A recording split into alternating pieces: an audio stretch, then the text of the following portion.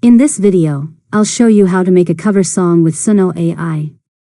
First, open your web browser, go to the Suno AI website, and sign into your account. Once you're logged in, open the Create page. Next, click the cover option and choose the song you want to use. You can select one of your own songs from your library or another eligible song if the option is available. Now, customize your cover by changing the musical style, vocals, mood, or other available settings.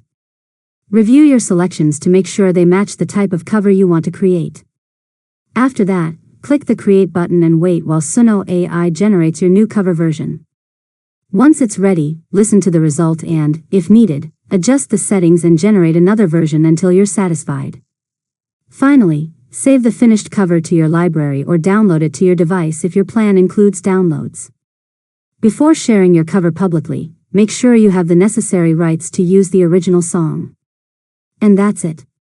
You've successfully learned how to make a cover song with Suno AI. If you found this tutorial helpful, make sure to subscribe to Learn Mode Lab for more tutorials.